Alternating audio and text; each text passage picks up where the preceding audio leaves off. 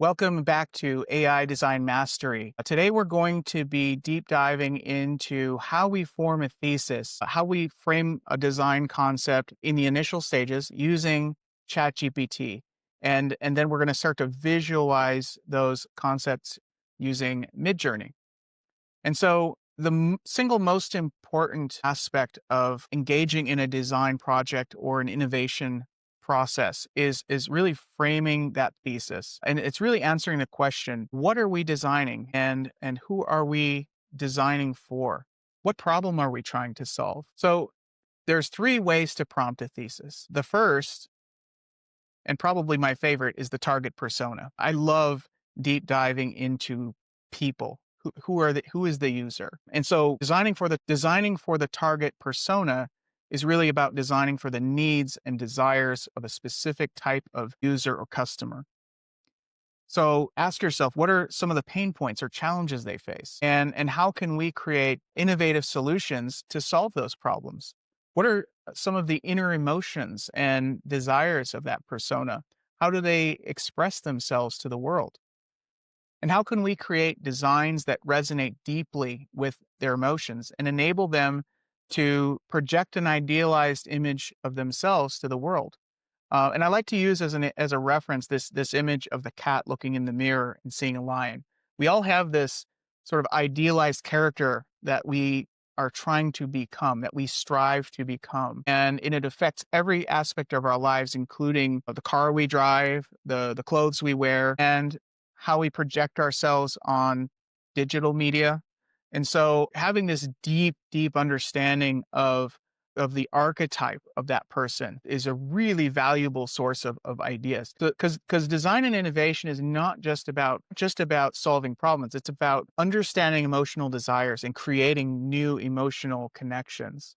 Some of the most beloved products are completely emotional, have no functional value or have very little functional value whatsoever.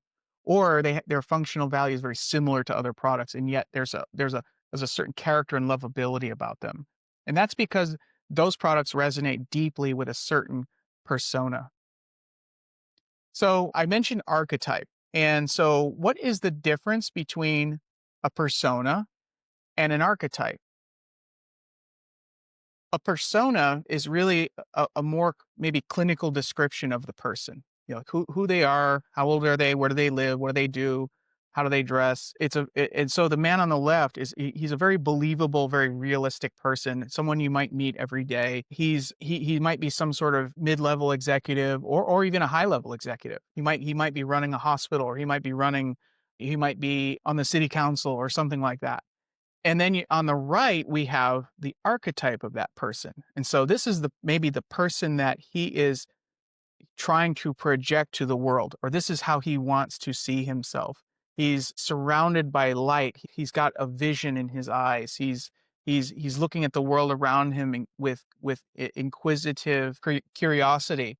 He's about 20 pounds lighter, and people are looking at him with respect, and people are looking at him as someone of authority. There's a way of crafting an image that gives you a very sort of clinical description of a person versus how do they feel, how do they want to be seen. And so this can really help to paint the picture of a product that is deeply connected to that person. Here's another one, an elderly woman. And so on the left, she could be someone's grandmother, someone's great aunt. She could be your next door neighbor. A very nice, very, very warm, friendly person. She obviously has challenges, being at a certain age. She might have mobility issues. She might have cognitive issues. She might face various challenges that she didn't have to face before. But the person on the right is the person she wants to become, or wants to be, or wants to be seen as. She has dignity. She still has vitality, vibrance. She's still able to enjoy the world around her. And so there's a clear dichotomy between who she is and maybe who she wants to be, or how she wants to be seen. And here's another one. This might be a traveler at an airport, right? She's getting ready to take a trip. The woman on the left she's getting ready to take a trip, and she's a little nervous. She's about to get on the plane. She's very serious, right? But then the person on the right is the person that she imagines herself to be at her destination. and she's in this paradise, and she's surrounded by beauty, and she's surrounded by light and flora and fauna, and a warm swimming pool. And I mean, she even sees herself differently in terms of her physical appearance. And so this is a great sort of contrast between a persona and an archetype. So another way of framing a thesis is more of a solution oriented thesis, and that's where maybe we can design a concept that does solve a specific problem or a pain point. Now, in this case, this was a concept that I did in another AI mastery intensive as a demonstration. This was about addressing the issue of urban housing affordability, and how the people that are needed for that city to function are the people with the tech skills, the people with the education, the people with the training. They're increasingly priced out of being actually able to actually live in those cities. And meanwhile, you have migrants coming in and overrunning the city with tents. And so what this idea was is that you'd have private enterprise and government working together to form communities of vehicles that people live in. Digital nomads who travel from city to city, the people whose skills are absolutely necessary for the economy of that city to be able to live in a comfortable, safe, beautiful place that is much more affordable than living in an apartment or a high rise. And so that was a concept of solving a needs-based opportunity and coming up with a unique and innovative design concept for that. Another way of framing a thesis is to take an existing or known brand and reinvent it. And so it could be taking a known brand DNA, like a successful brand DNA, and then creating a new concept for a vehicle or a product based on that brand DNA. Or it could be taking a historic brand that might be struggling in the market and then reinventing that brand for a new generation of target personas. And so I chose Jaguar because Jaguar has been there's been a lot of discussion in the media about Jaguar and their attempted rebranding last year. I personally wasn't very happy with where they're taking the direction. And so I wanted to take my own attempt at reinventing the Jaguar brand, to start with a series of personas like this fashion designer, and then create a really compelling vehicle that at once looks completely futuristic, but at the same time acknowledges the sex appeal, the beauty that Jaguar has always been known for. And so that was a really fun design challenge.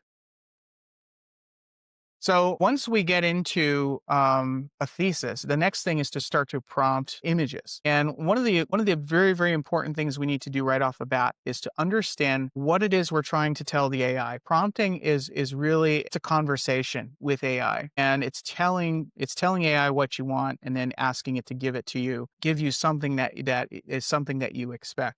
I had this student last year who designs medical devices, and he wanted to design this self-injection product for people who like diabetics or anyone who needs to do a daily self-injection.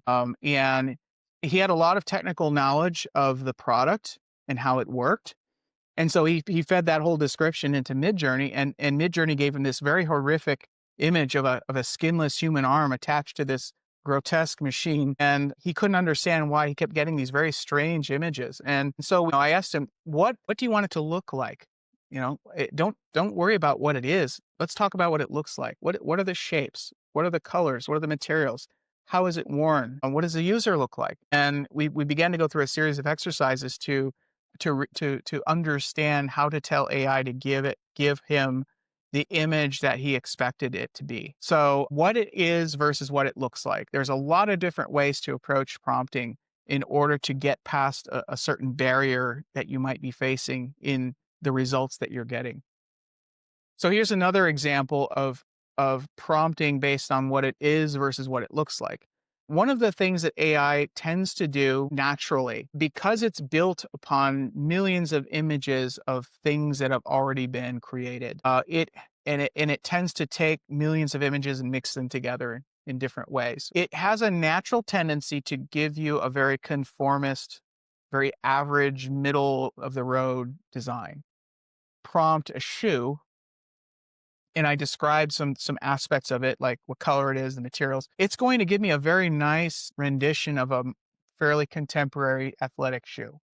So yeah, it looks nice, but it also looks like just about anything you could see on the market today, regardless of the brand.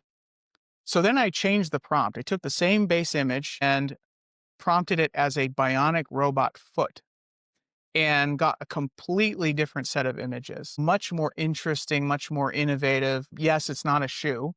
You can't wear it, but it has a series of shapes and forms that are much more interesting and much more creative, right?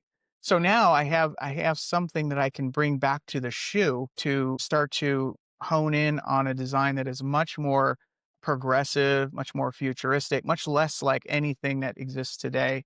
And so the shoe at the center is really kind of a bringing together of these two sort of bookends, right? The shoe and the bionic foot, and it looks really fresh, really modern. There's nothing else like it. You could almost build a new brand off of that. So that concludes our lesson on forming a thesis. This is really the critical step in the entire course. The entire course hinges upon your ability to frame a really strong thesis and to form a really strong understanding at the very beginning as to what it is you're designing and who are you designing it for. That's the essential question. What are you designing and who are you designing it for?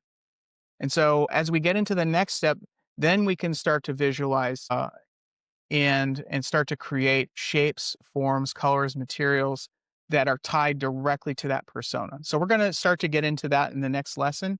But as for today, I want you to just focus on staying in ChatGPT and just forming that thesis. And we'll talk about it in the next session.